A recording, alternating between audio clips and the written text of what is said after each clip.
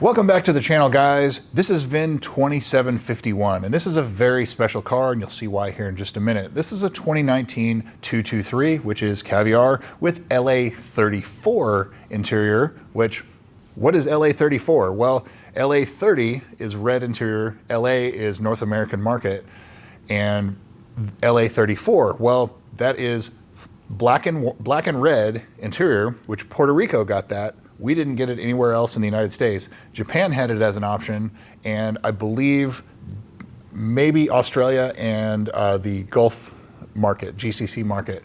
But it's the red and black interior, forged carbon fiber interior trim, which for the North American market, the only cars that got those were the Canadian market 2016 cars, and that's it. So this car is a Guam car, Guam market car. There were only 2 Guam market cars. Well, one of them we know recently changed hands. It was sold in South Carolina. And so this is the other Guam car. It is currently still in Guam, but the owner, as I've talked to him at length, it may be coming over here and like to the Las Vegas area. So you may be seeing it over here, maybe for sale. I don't know. So we'll do a little deep dive on this and explain to you the differences. This is even different than the other Guam market car. So for example, the one that's here in the United States, it doesn't have power folding mirrors. This one does. That one doesn't have heated rear seats. This one does. You know, there's a lot of things like that, which it's really a unique car, and it's a true one of one. There is only one car, one GSF in the world that has an LA34 interior. This is that car. So this literally is a one of one car. Production statistics, 2 cars for Guam. That's it. They were both Caviar, and one of them is in the United States. The other one is still in Guam. And I think I said 0309. It's 0306 is that other car. 2016. And as I said, it recently sold. 2751. This is the only car with the LA34 interior worldwide. This combination did exist in other markets, but it was called an LB34, which designates it as a right-hand drive. So that would be Australia, Japan, for example, is where you would find these. So this is the only left-hand drive example with this color combination and trim. So it is a true one of one, and it's only one of 2 in Guam. To put that in perspective, there's about 4,820 cars worldwide, 4,818, I forget the exact number off the top of my head, but 0.03% of these cars were this color combination. So it is extremely rare. You're not gonna see another one, especially in the wild. This is literally the only example that exists. And it's a very special car. That's all I'm gonna say about that. It's a special car. Carfax, Epic VIN, and AutoCheck. So there's not a whole lot to go on regarding the systems that I usually use for a Guam registered car. Those are typically for the standard North American market, you know, United States mainland, Hawaii, Canada, things like that. But this does show it was registered in 2018. There was a service in 2023, and it had an extended warranty that was added in 2018 as well. Epic VIN, kind of the same thing. Shows 8 miles and a service contract. AutoCheck shows nothing. And so it shows an invalid VIN. But fortunately, I've contacted the owner of this car. He was posting in one of the groups, and that's how I got in contact with him, and we started chatting back and forth on WhatsApp, and got a lot of answers about this car. So it's very helpful. Thank you very much for supplying all this information. This is one of those cars that I didn't have a lot of information on, and now I do. So as I said, it's a 2019. It's the only 2019 in Guam. The other one was a 2016. Based on the information from the owner, it's a 2-owner car with about 68,000 miles on it. And he acquired it fairly recently from the original owner. It was a private sale, not a dealer sale. That's why you can't find anything on the internet, because it was never publicly listed for sale. Previous sales. This car was built in Japan in May 22nd of 2018 as a 2019 model. Sold new in Guam for $89,000. So it didn't carry a premium compared to what they sold for new in the United States. They were, you know, the 16s were 87,000, the 17, 18s were 88,000, the 19s and 20s were 89 to 90,000. And so $89,000. The current owner acquired it in June of 2024, who he is the second owner. Acquired it from the original owner as a private sale, in Guam, and the car is still in Guam. The owner said he has family in the United States, in the mainland, and he's thinking about bringing it over, and either to store it. You know, the tropical island, the climate there, it can be pretty harsh on cars, especially, you know, clear coat, aluminum parts, things like that. And so he said that the hood was repainted on this car, which is, again, not a big deal. But so the car's garaged, it's enthusiast owned. He realizes how special of a car it is, and it's not something you're going to see every day in Guam anyway, especially now because there's only one. There may be imported ones, but this is the only one that was sold new in Guam other than the one that's now in the United States. But who knows? Maybe we'll see it for sale one day in the United States. You know, if the price is right. Everything has a price, doesn't it? So now onto the photos. The owners provided me with a ton of videos and fantastic photos. And so first and foremost, there's a couple things. So Guam market for Lexus is called a U.S. possessions car. So U.S. possessions cars are Guam, Hawaii, Puerto Rico, Marshall Islands, basically anywhere other than the U.S. mainland.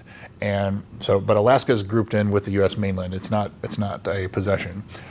So anyway, there were different options for the U.S. possessions market, more along the lines of what you could get in some of the other worldwide markets that we didn't get in the U.S. mainland. The big one on these cars is they did not have a cellular telematics unit, which means that you can't remote start the car with the app. You don't have an SOS button on your ceiling. There's no cellular connection for this car. The other Guam car was identical, didn't have anything like that. Other things that this car had that we didn't get: this has a power rear sunshade, which the other Guam car has, but this has heated rear seats with the controls on the center console in the rear. The other Guam car doesn't have that. So this car has that going for it as well. This has power folding mirrors. The other Guam car did not. The US cars, all of them had power folding mirrors, so that's something standard there.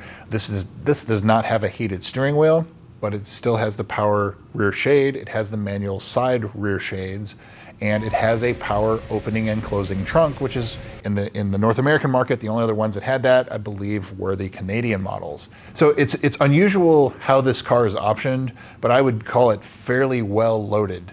And not every single option you could get on these cars, but pretty close.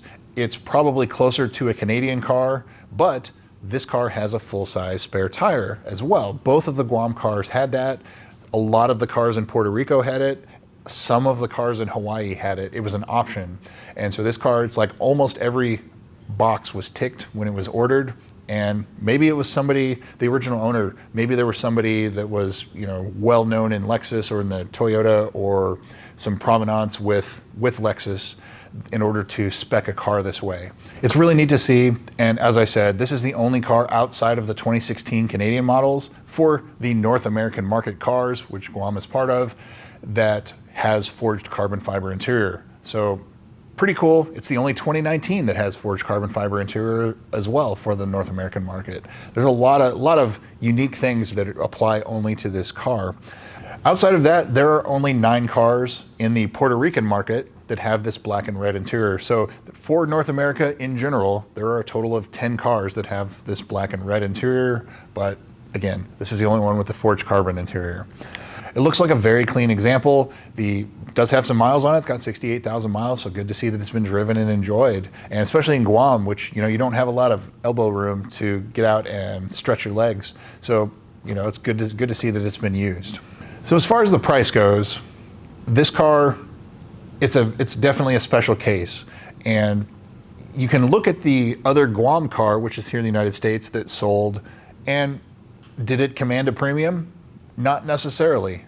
It has all the cool options, minus the power folding mirrors, and it didn't really sell for any more. It was somewhere around $40,000, $38,000, I think is what it sold for, with 110,000 miles on it. So this car, based on only that, it probably wouldn't command a premium, but there's a possibility that for the right buyer,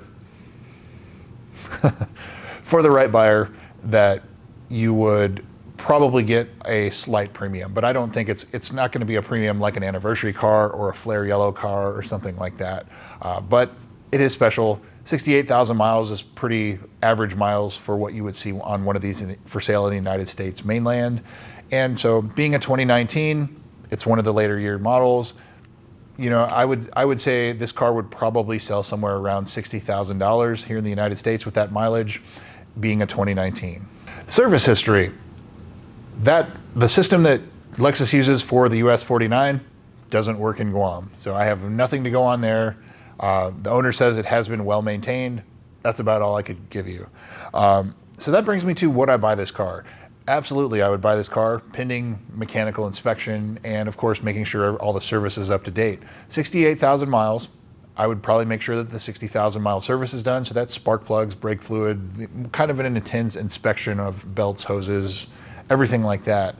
That I would probably do the transmission service, the differential service if it hasn't been done, make sure the brakes and tires, if it doesn't need brakes and tires. These cars always need brakes and tires. But that's really it. And so it looks like a fantastic example, looks like it's well cared for. And you know, kudos for you for trying to get it out of the tropical environment, get it to a dry environment like Vegas, Las Vegas, and maybe it'll last a little longer there. But if it stays in the garage, you know, I hate to see them, you know, in a wrapper, but if it stays in the garage, hopefully it will, you know, still look nice 10 years from now, 15 years from now. But it's also good to see that it's being driven and enjoyed. So anyway, very special car. Wanted to treat you guys with that. It's really kind of a unique car, one of one. 2751. Thanks again for watching. We'll see you soon.